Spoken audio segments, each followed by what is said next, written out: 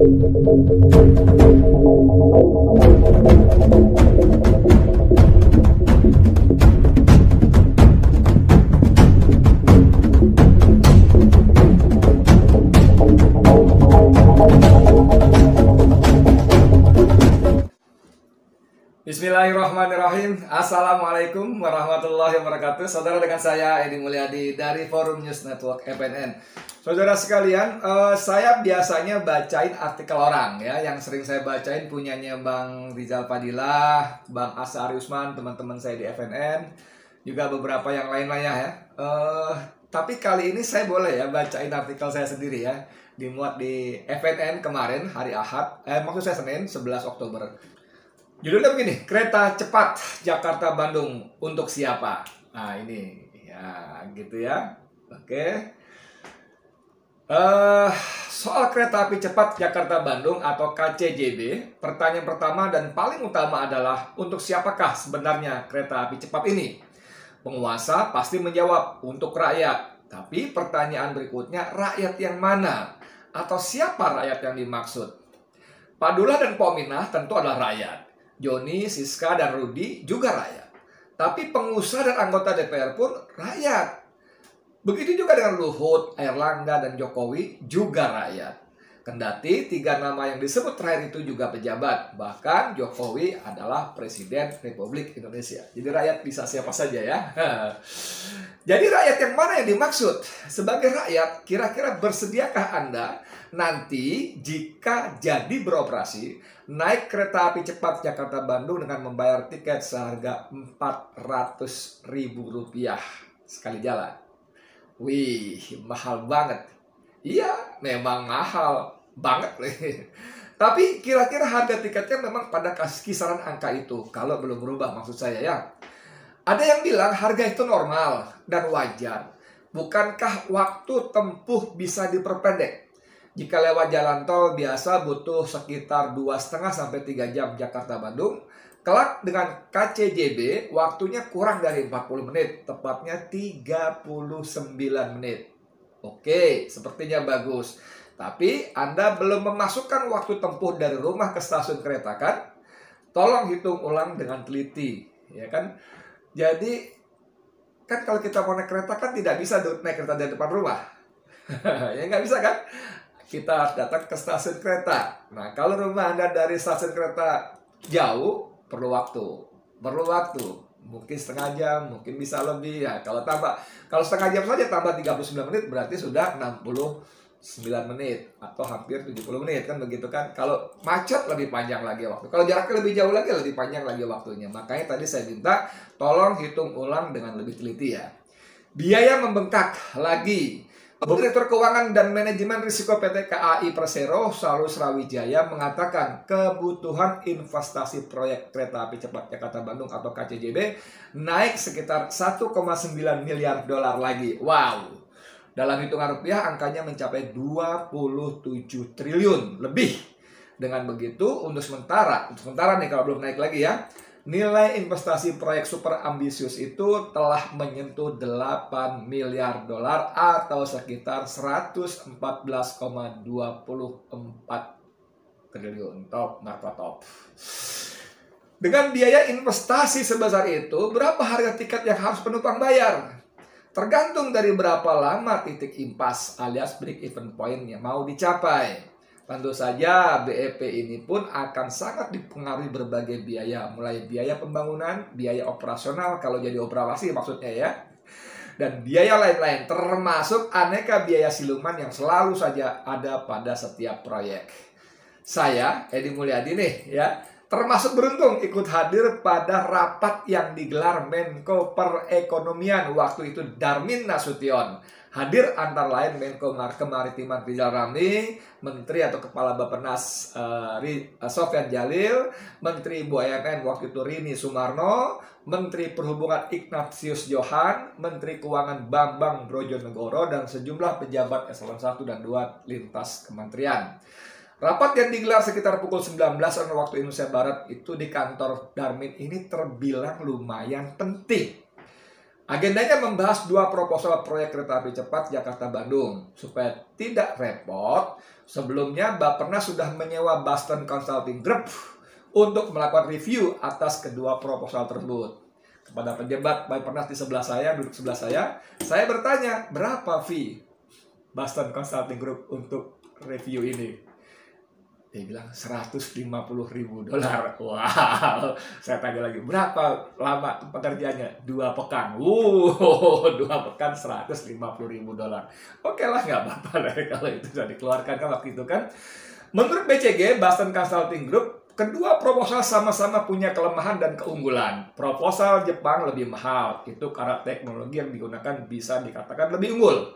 Proposal Cina memang lebih murah, tapi tidak ada jaminan bahwa biaya akan berhenti sesuai nilai yang tercantum pada proposal. Bisa nambah bro, dan itu ternyata menjadi kenyataan. Singkat kata, Boston Consulting Group menyatakan proyek ini tidak visible, tidak layak. Proyek ini menurut Boston Consulting Group yang disewa untuk mereview proposal kedua dari Jepang dan kedua proposal dari Jepang dan Cina menyatakan bahwa proyek ini tidak visible, tidak layak, terlalu mahal. Berapapun tiket yang kelak akan dijual pada penumpang, tetap tak akan mampu mengembalikan investasi yang digelontorkan.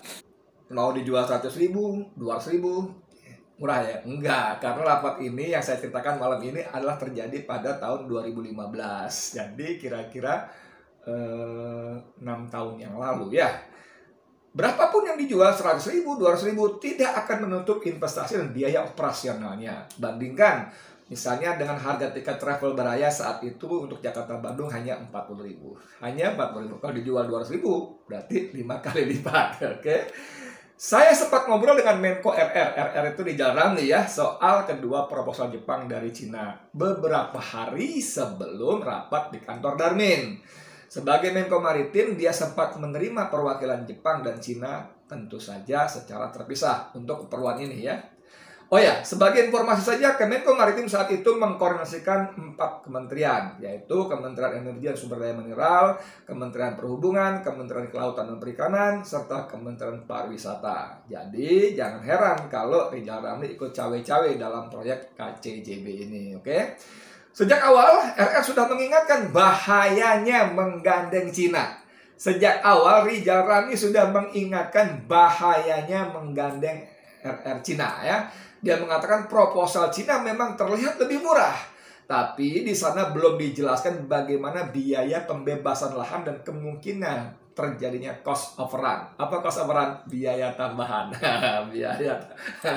biaya tambahan ya. Siapa yang akan tanggung kalau terjadi cost overrun tadi? Kita mesti hati-hati, ujarnya waktu itu tahun 2015-an ya. Dan cost overrun alias tambahan biaya yang dikhawatirkan Rizal Ramli pun jadi kenyataan. Hingga akhirnya kita dengar biayanya membengkak jadi 114,24 triliun rupiah. Dahsyat. Tidak pakai APBN. Saya juga ingat waktu rapat Menko, Rizal Ramli mewanti-wanti bahwa tidak akan ada dana APBN yang disertakan. Waktu rapat, Rizal Ramli bilang, pokoknya tidak boleh ada dana APBN. Karena ini B2B, business to business. Ini swasta dan swasta, ini bisnis murni. Jadi tidak boleh ada APBN yang terlibat di sana. Menkyu Bambang Brojo pun bahkan berulang-ulang menyatakan tidak setuju menggunakan APBN, baik sebagian apalagi seluruhnya. Yang seru, Menhub Jonan berkali-kali menyatakan tidak setuju proyek ini.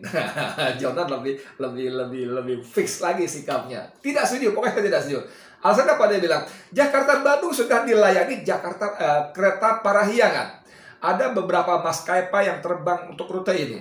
Begitu juga cukup banyak perusahaan travel yang mondar-mandir. Jadi untuk apa lagi kereta api cepat? Tukas Jonan sengit. Waktu itu Jonan memang sengit sekali ya. Menhub yang satu ini ternyata konsisten dengan sikapnya.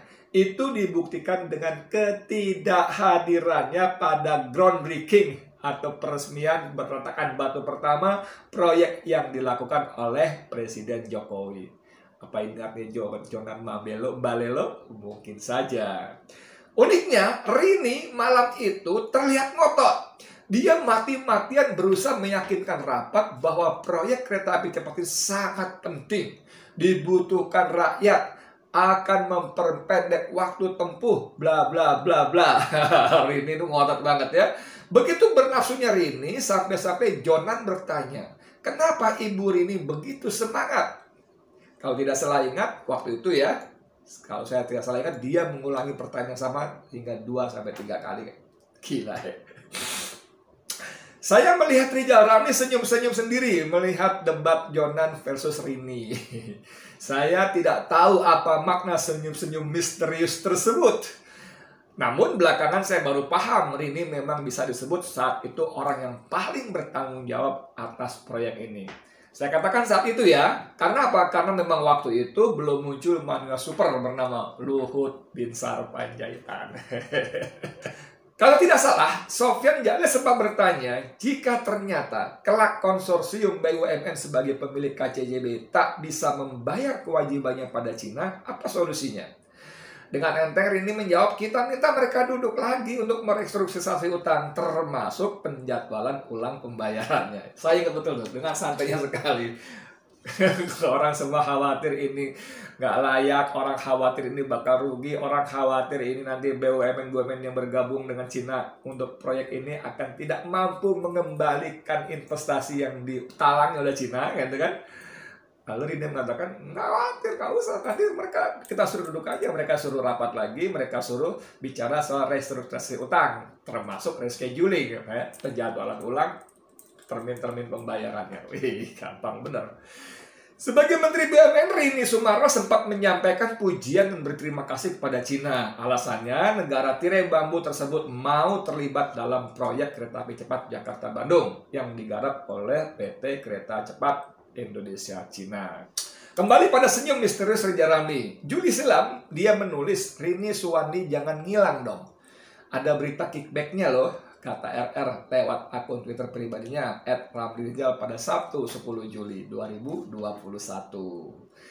Rini memang layak dimintai pertanggungjawabannya atas babak belur dan ruwetnya proyek kereta api cepat ini. Apalagi dia pernah bilang proyek kereta api cepat Bandung akan selesai 50% pada 2019 dan rampung pada 2022. 2021 maksudnya ya. 2021 sebentar lagi selesai bro. Sekarang bulan Oktober, berarti 2 bulan lagi selesai tamat gitu. Tahun 2021. Dan seperti janji Rini seharusnya kereta api cepat Jakarta-Bandung beroperasi pada 2022 maksud saya. Ngomong-ngomong soal kulit kickback, saya pernah berhalusinasi ya. Jika benar saja ada uang pelumasnya, 1% saja, wih, biaya pembangunan KCJB adalah 6,07 miliar atau sekitar 86,5 triliun. Jika loh ya, ada kickback 1% saja, maka nilainya mencapai 865 miliar. Widih. Berapa kalau 2%, 5% dan seterusnya? Sudahlah, kalaupun ada itu kan rezeki orang lain. Saya tentang kickback ini saya suka bertamsil ya, beranalogi kalau kita jalan ke mall waktu belum COVID itu ya, kita jalan sendiri atau dengan keluarga, tiba-tiba ada anak-anak muda, perempuan atau laki-laki muda datang kepada kita, Pak, kartu kredit gitu ya, ingat kan? Gampang kok Pak, tinggal fotokopi KTP aja, oke kan? Gampang bener kan? Lalu di fotokopi KTP kalau macam disetujui, kita akan diproses memiliki kartu kredit. Nah, Anda tahu, begitu kartu kredit kita diproses dan disetujui, maka anak-anak muda tadi, yang laki perempuan muda tadi akan memperoleh fee. Karena kita akan mengutang ke bank, oke? Nah, Anda bisa bayangkan kartu kredit kita plafonnya paling awal-awal 4 juta, 6 juta awal-awal ya. Itu dia dapat komisi. Kalau kita mau ngutang 4 juta, 6 juta sebulan ya, plafon kita ya, itu anak-anak yang mengojok-ngojokin kita ngutang, itu dapat komisi, fee. Nah, gimana dengan orang yang ngojok-ngojokin supaya kita utang 6 miliar dolar atau 865 triliun rupiah. 86,5 triliun rupiah. Kayak apa itu? Makanya saya bilang kalau 1% saja, maka orang itu dapat fee. Kalau bahasa dalamnya kickback itu 865 miliar. Nggak ngapa-ngapain bos, hampir 1 triliun.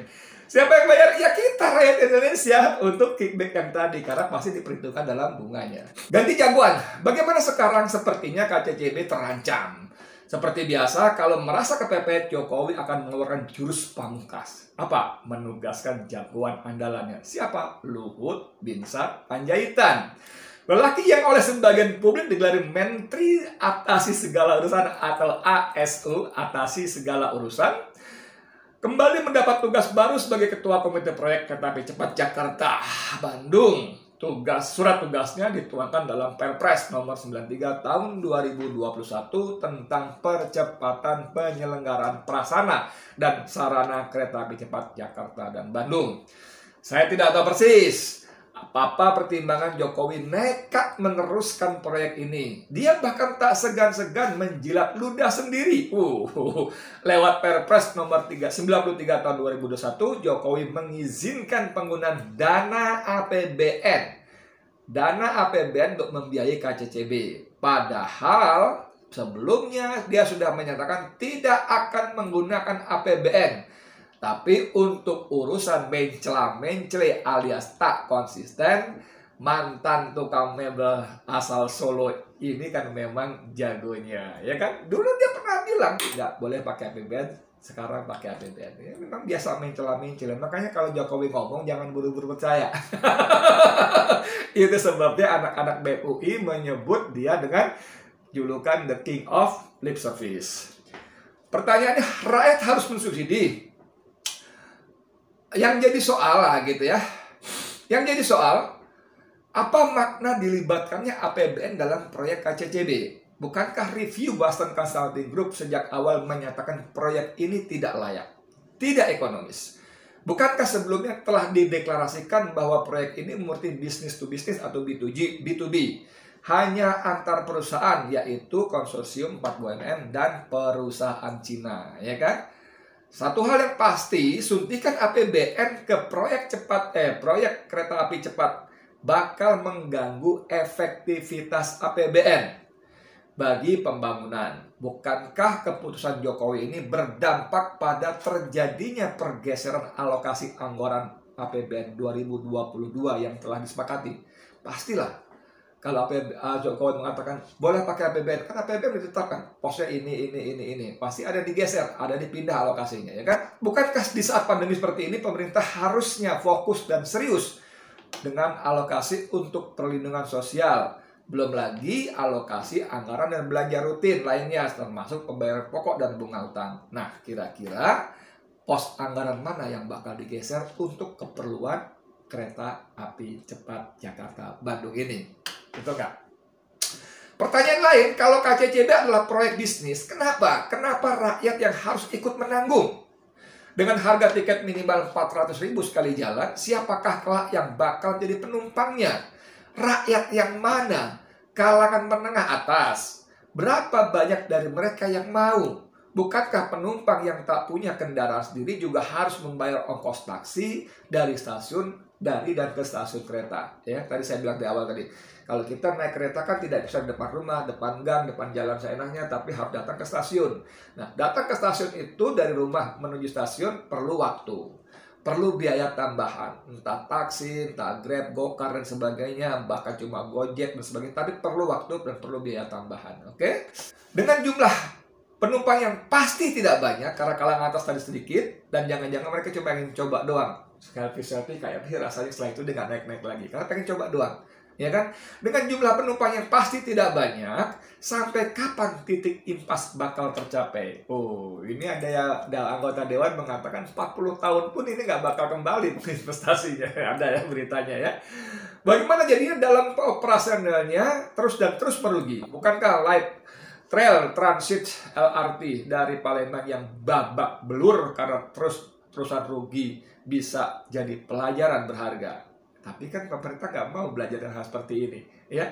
Yang penting nafsu, yang penting semangat untuk ugal-ugalan ya, amburadul tadi jalan terus. Mau ada kisah-kisah gagal segala macam nggak ada urusan, nggak ada buat pelajaran.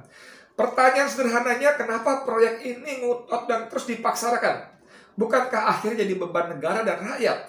Sebagai pembayar pajak, apakah Anda rela uangnya digunakan untuk mensubsidi kereta cepat? Kalau saya tidak.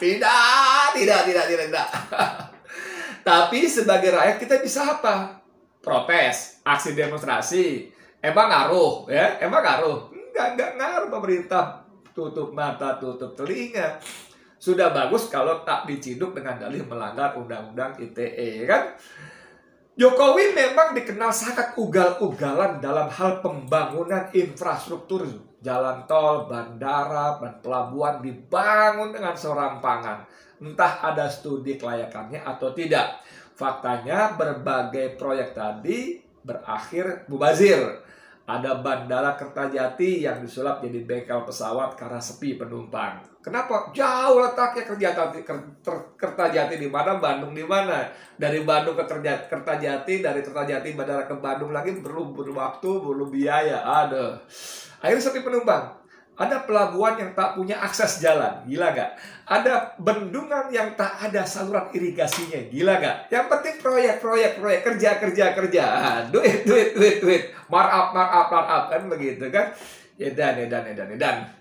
Atau kalaupun ada studi kelayakannya, apakah mampu membatalkan syahwat membangun proyek? KCJB adalah contoh yang terang benderang. Boston Consulting Group sejak awal menyatakan proyek ini tidak layak. Tapi kenyataannya kan tetap menggelinding. Walaupun makin kesini makin ngawur dan amburadul. Tapi Jokowi tak peduli dan tidak mau tahu. Dia terus saja sibuk dan membabi buta mencari utangan. Tentu yang disuruh menterinya ya, Sri Mulyani Indrawati, ya, Menteri Keuangan yang dahsyat itu. Dahsyat. Padahal kalau mau jujur, infrastruktur yang dimaksud itu tak lebih dari bisnis. Bisnis bagi pemilik proyek.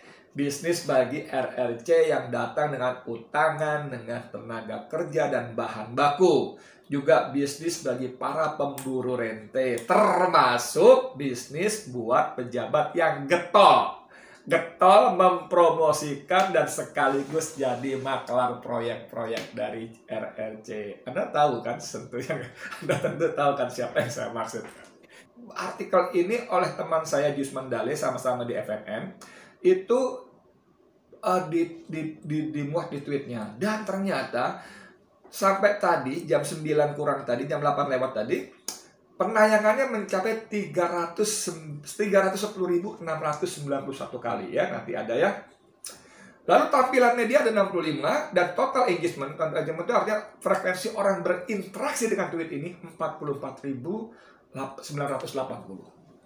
Jadi artikel yang saya buat kemarin siang, saya juga nanya kan nih, ternyata artikel ini menjadi perhatian banyak netizen. Dan kalau kita baca komentar marah. Saya kira itu aja. Tapi pelajaran penting buat kita adalah kita semakin tahu bagaimana satu Jokowi memang mulut yang benar-benar nggak bisa dipakai. Soal APBN ya, soal APBN dia bilang jangan pakai APBN untuk kereta api cepat. Kemudian kemarin dia menyetujui, nggak bisa dipakai, udahlah. Kedua, dia memang betul-betul tergantung pada Luhut Binsar Panjaitan sang jagoan. Itulah presiden Anda, presiden kita lah. Nanti kalau saya belum Anda doang, nanti saya salahin. Lu nggak ngaku presiden ya? Gua akui deh. Walaupun kayak gitu. Udah, saya Edi Mulyadi untuk FNN. Wassalamualaikum warahmatullahi wabarakatuh.